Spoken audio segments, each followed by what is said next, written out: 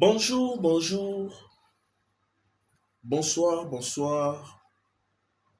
Naba abonné na biso. Bandeko balandi lelo nazali na esengo ya kokutana na bino mpona kosola na bino actualité politique ya mai nyonso ezali koleka na mboka na biso RDC. Alors na mwana koli télévision na banzu ete la deuxième émission na biso ya mokolo ya lelo tokolobela sur deux sujets. Au sujet ya liboso tokolobela sur bataille sur baservice ya renseignement oyo sikoyo tokopotana na Kigali.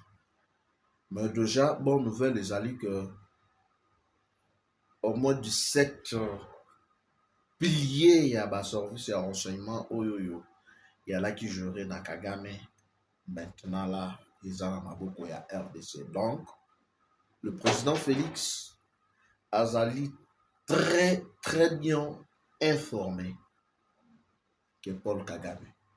Alors boyebi rôle oyo information ezwaka na guerre ikoleka na siko ndeni parce que boyeba maintenant là ti Paul Kagame alobaki bongo azwaki assurance ya nani mutu arassuraki Paul Kagame ti tokoloba na bino awawa bauti kolimoge na niveau ya Maison Blanche. C'est un officier américain oyo asalelaki Kagame lobbying de sorte que administration américaine ba finançaka l'armée rwandaise. Quand ndenge tolobaki na bino mes chers compatriotes, bon continuer na s'abonner massivement na mwana koli télévision. Kokata émission te landa émission tina suka. Parce que na mwana koli télévision tozala pena na système mo boye wana ya kosala lere moko baanalyse mosu politique vite fait.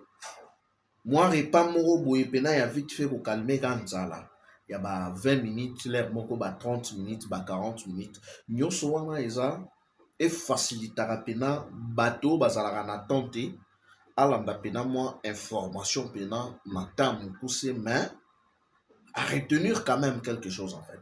Alors bon s'abonner massivement, bon partager pe émission parce que déjà ndenge to annonçaki bino to sala système ya deux émissions. Vous voyez un peu bawa bandaki kolanda nga depuis kala bawo bayebi nga diana sama kongo tozaka pena na système wana ya kosala des émissions mais par rapport à timing moi complication mosusu ya misalaka ya technique ndenge ezalaka eyaki kosala reto tokomaki kosala émission moko mais awa na mwana koli vraiment désormais tosalaka des émissions donc na ntongo déjà boza na direct. Alors direct déjà vu que totondisi na 1000 abonnés te yango ozomona ye tosala lere moko direct à 40 direct à 50 minutes mais donc soki déjà botondi 1000 donc retenez déjà que bobanda kozala na 1 heure pena ya direct na ba information bien filtrée, bien vérifiée, ba analyse politique moko pena ya kafu na ndenge moko ya kosala te. Alors n'hésitez pas, abonnez-vous massivement. Tobandi na sujet na biso ya liboso si bataille ya ba pays collaborateurs na ba service na bango ya renseignement. Mes chers compatriotes, na banzu ete mutu nyonso alandaki interview ya Kagame na Jeune Afrique. Avant interview ya Kagame, je crois bolanda interview ya Hippolyte Kanambe. Alors, courage au Kagame azwaki ya défier les États-Unis d'Amérique. ya koloba ke non voilà ndenge ezali wana nga na kolongola basystème ya défense na nga te na kati ya république démocratique du congo. Makambo ya bakongolais eza ya bakongolais bango na bango bafanda basolola.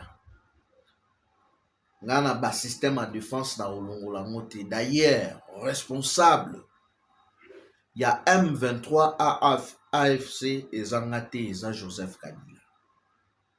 Alors Kabila ayebisaki biso ke soki mutu a croire ke nga nazali responsable to meneur de jeu ya ba M23 AFC, c'est que mutu wana azaki zengi, mutu wana azazona. Donc ça veut dire soki bo comprendre Kabila alobaki na Kagame azaki zengi.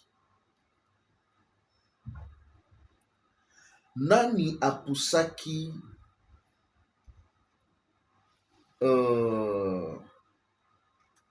Kagame na erreur?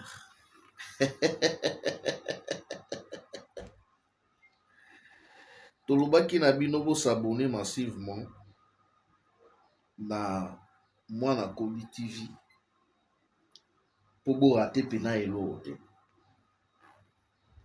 Moto oyo a induire Kagame na erreur ezali Monsieur Randy Georges. Qui est Randy Georges? Randy Georges azali 41e chef d'état-major général ya armée Pentagone, donc armée américaine. Randy Georges ali mutu oyo aidaki Paul Kagame mingi na temps ya Biden, na temps ya Barack Obama, parce que baza na ba influence ebele na ba congressiste traître oyo batalaka nanu ba intérêt na bango. Azali papa na bango à l'époque azalaka conseiller en matière ya sécurité ya Bill Clinton. Randy Georges azali parmi batu oyo yo ba jouer na influence na ndenge moko ya kosalana te na papa na bango pona kwa racheler Kagame coopération militaire entre l'armée américaine ainsi que l'armée rwandaise. Boyeba ete eza na ba élite ya armée rwandaise oyo bazalaki formé par les Américains. Eza na plusieurs unités spéciales oyo ezalaki formées par les Américains. En quelque sorte, malheur est bon. Quand la guerre y a Iran, Israël, na États-Unis, awawawa, nde baye ko découvrir que Monsieur Randy abandaki pena ko rendre, abandaki pour servir les États-Unis d'Amérique. Monsieur Randy Georges, au contraire, azalaki wana pona ba intérêt na ye moko personnel. Pas seulement abandaki contete Paul Kagame, mais Randy azalaki pe moko ya batu oyo babandaki kopesa guide suprême ya Iran ba information na sur le marque ya ba avion ya ba missile oyo les États-Unis abandaki ko détenir. Mais babandaki kosala yango en cachette sans que mutu ayeba, mais ba service ya espionnage américain suka baye ko détecter Monsieur Randy et azalaki limogé. Ba découvrir que non Monsieur Randy azalaki en contact permanent na Paul Kagame. Influence nini oyoyo Randy azalaki nango na guerre na sima ya guerre ya République démocratique du Congo na Rwanda.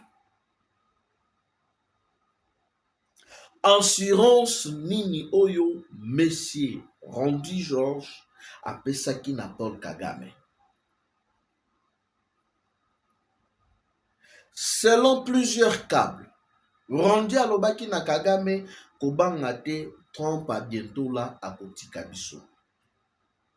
Avant d'ailleurs babanda commencer missile, neutralisaki un tireur de lit aux alentours ya bureau ya Trump na Maison Blanche. Nani asalaki ke akoma wana. À chaque fois soki Trump asali malaise, Rondi azalaki informé. Donc eza na réseau na bango ya ba démocrate. Donc ba millions babandaki ko frapper na RDC, ba monaki pena ke Trump aye ko bebisela bango ko. C'est ça qui dit assurance. So botali il y a de cela 2 jours ba rumeur et que ezalaki trop en fait, voire même ba Rwandais mususu ba reliaki yango voilà ba sepeli Trump akufi, Trump abeli. Donc nde alobaki siko na Kagame alobi kobanga te, la messe déjà dite ndenge ezali wana. Trump soki adaye biso toza majorité na Sénat, to rejouer intérim eza bivins, mais c'est pour un temps pour compliquer ba calcul na bango et l'ère ya ba élection oyeba ke non candidat na biso démocrate akoya wana et puis nyonso ekozala ekobandela zéro. Trump l'air ayoki bon qui place au Katamouin. Alors, Kagame l'air ayoki bongo ayaki pena rassuré akomaki pena na confiance à lobi ah bon ezande bongo na esengo wana sikoyo na loba na loba diloba loba et place aza na minute oyo aza na kati ya regretter parce qu'il n'a pas compris comment abandaki ko collaborer na ba service ya renseignement selon Global Witness moko ya ba média ya investigation ya ba britannique. Kagame a perdu au moins 3 services de renseignement très très efficaces ya ba anglais. Kagame a perdu contact na tout le service ya renseignement na ba filière nango nyonso surtout ya Israël. Parce que arrogance au Kagame abandaki kozala nango. Assurance oyo Kagame abandaki kozala nango yaki les États-Unis, l'Israël ainsi que la Grande-Bretagne. Parce que botala na niveau pena ya keno yemo na Rwanda pena quel euro la pena quel euro la gâteau ya mama poto abandaki ko espionner ba français. Bomoni niveau ya capacité ya espionnage au Kagame akomaki nango. Maintenant, il est surpris que le mieux informé actuellement, Kolekaye, Moutouazali ko contrôler au moins 17 services de renseignement au Ezaki Pena ya sûr. C'est Monsieur le Président de la République, Félix Antoine Tshisekedi Tshilombo.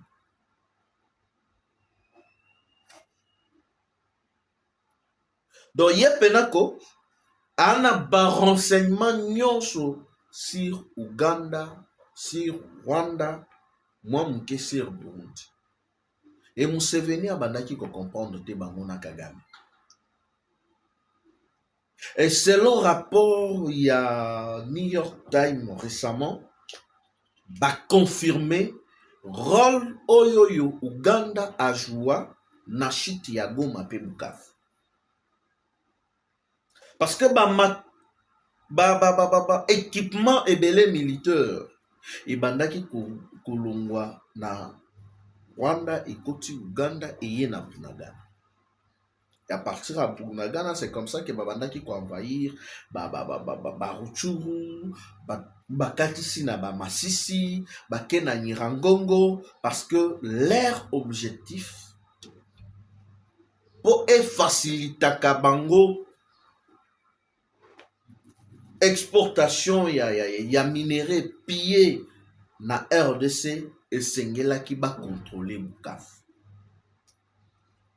Et la personne qui a aidé le Rwanda pour éliminer physiquement Chirimwami, parce que Chirimwami au babanda qui ko traité naye et ya qui ko arrivé un certain temps à commaquer un peu na ba méfiance, fallait qu'il mena ko calculer donc Uganda de ba forma ki Rwanda que non voilà Chirimwami à Kesake. Na retour beau bétail.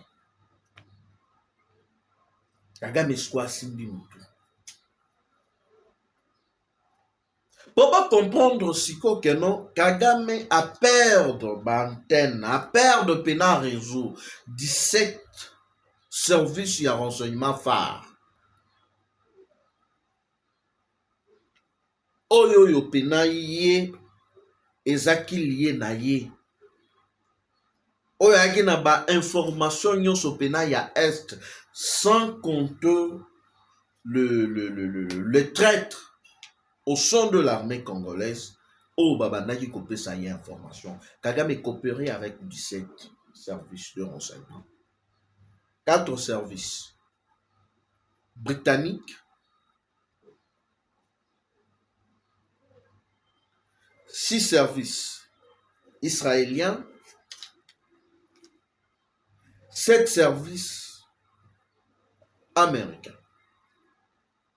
Et na minito sikoyo, batunyo surtout wana, basali retirada. On va comprendre maintenant que Kagame ne contrôle plus rien. Ba américain batindelie pena représentant ya MONUSCO awa na Kisasa, un américain. On va comprendre qu'il a contrôlé rien. Avion oyo boyo ki pena ke non ba bombarder, ba frapper na ba drone ya FARDC parce que elo wa bomba ezate. Avion oyo boyo quoi prendre que non ba bombarder lobby dimanche. Oyo yaki na ravitaillement eye na Minembwe eye na Sake et Kei Kigali ezuba matériel lisusu eye nango na eya nango siko na niveau lisu ya Minembwe ba beti yango. Le chef d'état-major adjoint à Rwanda, Nakati Adaye, 25 militaires, il y a unité spéciale, il y a armée rwandaise, Bakufi Nakati. Et ça signe à Liboso pour comprendre que Kagame ne contrôle plus rien. Ah oui. Deuxième signe, Bozomon a récemment plusieurs retraits stratégiques, soi-disant, selon Kigali. Mais ça va retrait stratégique, il y a armée rwandaise, non. Et ça dit que le système y a défense, oyo bachaki, pour être ceux qui se cognent et matiba frapper yango, le système wana ba détruire yango lisusu.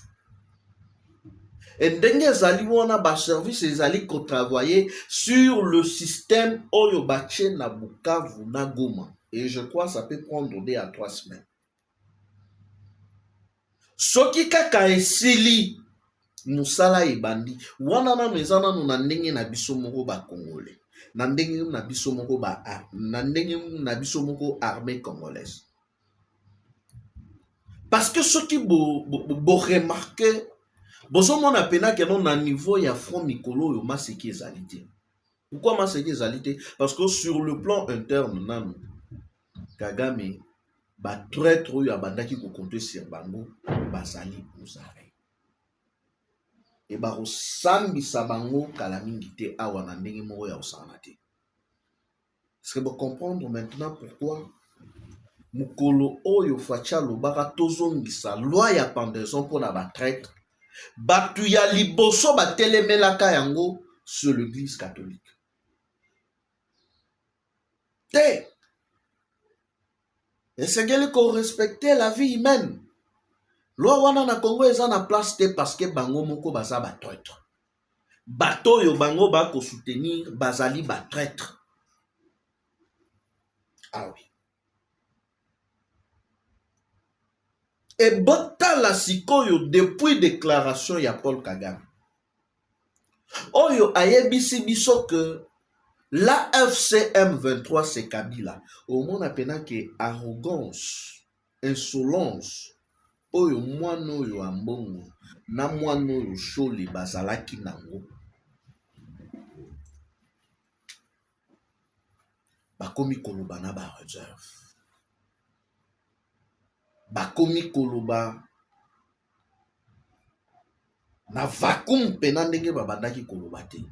Parce que babimi na kwasa. Pour autrefois, babandaki koyana ba manipulation, ko manipulaka, non, vous savez, on doit aller au dialogue pour les mieux vivre ensemble entre Congolais et Congolais. Non. Officiellement, le pasteur, il y a église protestante lobby a sali déclaration, bango bazo soutenir changement il y a constitution. Heureusement, il n'est pas Kassayan. Heureusement, il n'est pas Kassayan. Parce que s'il était Kassayan, il y a comme Makila et Gangi. Ces gens savent pourquoi bako manipuler que non voilà balouba parce que bayebi que tu sais qui dit est en train d'écrire l'histoire.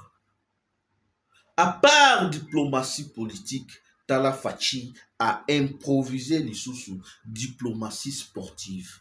Lelo okamati sport neti box, l'isolo est comme betama parce que Fachi a tué volonté. Lelo ozui bale 52 ans après Toké mondial, c'est parce que Fachi a tué volonté. Fachi a activé la diplomatie. Et Babylon Onyoso wana retenait que les ennemis de la République, ils allaient couper Sabango Kanda. Ils allaient konyongi Sabango.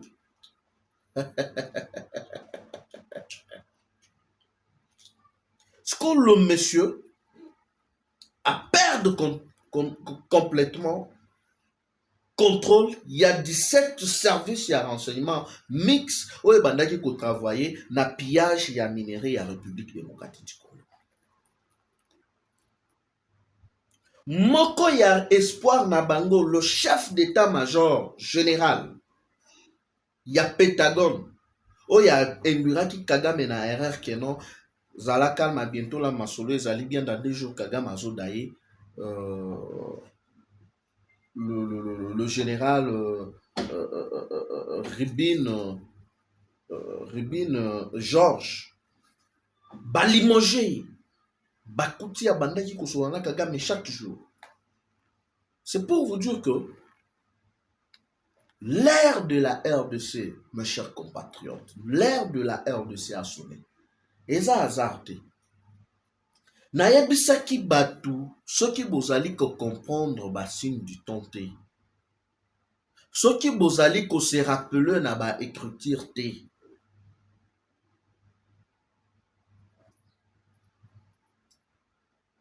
C'est que bozala manipuler. Ouais, aujourd'hui, l'Israël a 2 armes pour se protéger. Mais pourquoi dire à Israël ou a protéger Bangote? Il faut faire très attention. Ne blaguez pas avec les Écritures. Parce que les Écritures et l'Oba, Moutouako Bundisa Israël, Ngai Nzambe, n'a qu'au frapper. Ngai Nzambe, n'a qu'au confondre. Botala siko basin du temps. Israël na États-Unis, baza eloko moko. Coutume ya bakassayan et marchaka de peur na ba juif, na ba israélien. Ya on aura plusieurs kassayans ba mibengaka bitisamba cha isalele. Donc il veut dire les juifs ou les israéliens. On a signalé ça. Mutu akonzaka ba confession religieuse nyonso ya république ya monde mobimba. C'est le pape. Trump alamuka mokolo mosusu na ntongo apitaka ndenge apitaka bongo bataxaka ye ya liboma boyeboye alobi le prochain pape ekozala américain. 2 jours après atinda le vice-président Bivens na Vatican l'air accueilli azongi Benoît César Daye fumée noire suka nango fumée blanche pape Léon abima un américain.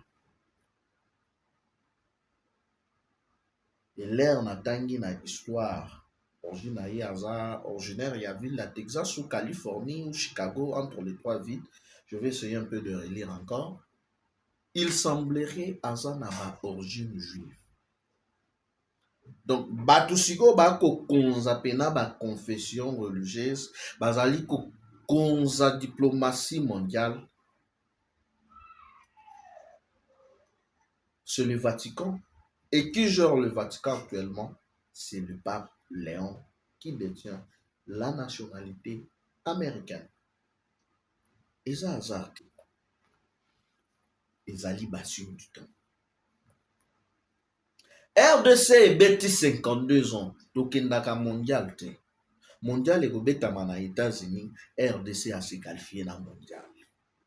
Mokili mobimba sikoyo bako comprendre que yaka na pays mosusu awa pena ezalaka RDC. Parce que mondial c'est toute la presse du monde. Bayaka wana. Et nakosenga na ba Congolais ya Amérique, ba Congolais oyo bakozala na ba moyen ya ko se déplacer na États-Unis kokende kotala mondial. N'oubliez pas, ya ko brandir ba drapeau pour dénoncer l'agression rwandaise. Nos joueurs au Balandakanga, n'oubliez pas de faire passer le message qu'on tue à l'Est. Mobiliser le monde, continuer à mobiliser le monde. Message na biso et continuer na koleka. Mokili mobimba ba comprendre le kuta ya Paul Kagame. Eza hasard te na cher compatriote. 42 ans après, Papa yaka na RDCT, avant Papa Aouti Kokufa, Pape François. Depuis Léopold de Akinda, 42 ans après, Pape François aya. Nathan nani Nathan Fachi. Na mes na ye aloba na mokili aloba. Bolongola makolo na bino, bolongola maboko na bino na RDC. RDC eza gâteau na bino ya anniversaire te. Soki boyoki te etali bino. Eza testament, eza message ou atindelaka déjà monde. Ça veut dire nabaye basambelaka makasi. Naba homme de Dieu, naba vrai analyste politique. Bako comprendre que hasard eza te oyo eza temps ya RDC. Bintou Keïta oyo azaki na nationalité rwandaise, mandat na ye esili. Aki guinéenne mais d'origine rwandaise. Trump atindi un américain, ancien militaire, n'est représentant à MONUSCO. C'est pour bien coordonner maintenant ba service nyonso parce que nyonso tout ba crime nyonso oyo, ba massacre nyonso, ba minduki ebandaki kokota na kati ya est de la République, MONUSCO azaki au courant. Maintenant, c'est un Américain qui est là. Ba Bill Clinton, ba Obama, bazaki na ba intérêt privé. Maintenant, c'est les intérêts. Il y a ba américain. Parce que pour la Trump, c'est l'Amérique d'abord. Pour comprendre déjà que RDC est un pays solution. Alors, mboka ngope to silisana no bitumba, to sunga bango, to appuyer bango. Stabilité là parce que à bientôt là d'ailleurs pour votre information mindu ke obanda kosali marakati ya République démocratique du Congo les AGT boyoka ki lobby population yembi fachi to bakiseli yo mandat bango moko to bakiseli yo mandat to bakiseli yo mandat bango moko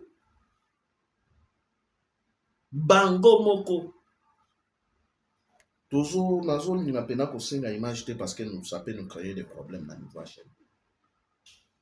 Bango moko Kagame adi ambo akopala. Muto atindaki asala déclaration wana o induire ye na erreur. Bengani ye na Maison Blanche. C'est pour vous dire que maintenant là, les boss qui contrôlent les services de renseignement, c'est le président Félix. Ils sont en Rwanda, ils sont en Ouganda. Et bientôt là, Piolo le Robeda. L'air bon mon agitation wana. Il y a ba soi-disant opposants. Ba yebi que Tshisekedi azo koma histoire. Kosil sa guerre ya est, ça veut dire population nyonso ya est wana. Bango moko ba ozala wana neti ba défenseur a Tshisekedi. Tshisekedi a gagné sous confiance makasi à part qu'on marqué histoire. Ba yebi yango parce que guerre eza na kati ya Bosila. Victoire eza na ngambo na biso mes chers compatriotes. Bo continuer na ko aimer pe ko liker ba émission na biso ko partager ko s'abonner massivement dans mon Akoli télévision.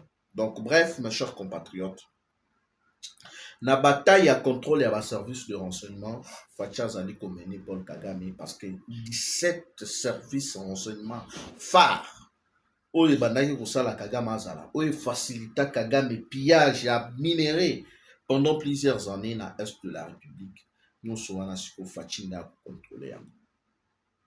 Pour comprendre que Fatim Toazali ko contrôler, imaginez-vous l'hélicoptère militaire blindé où il y a un chef d'état-major adjoint rwandais, na 25 militaires, il y a armée spéciale il y a Rwanda et ça qui bombardé na Minembwe. Et il y a un il y a déposer ba matériel partout. Ba bombarder en nini parce que tozaki na information. Drone elongwe pou et betiba. Mutu moko te abiki. Ko se retirer au bozo kao au village boye va se retirer au batu boye ba rebelle twandera bakendaki ko se rendre. Eza hasard. Ba système de défense na ba localité ebele ba cité ebele bango ba installa. Ba comprendre te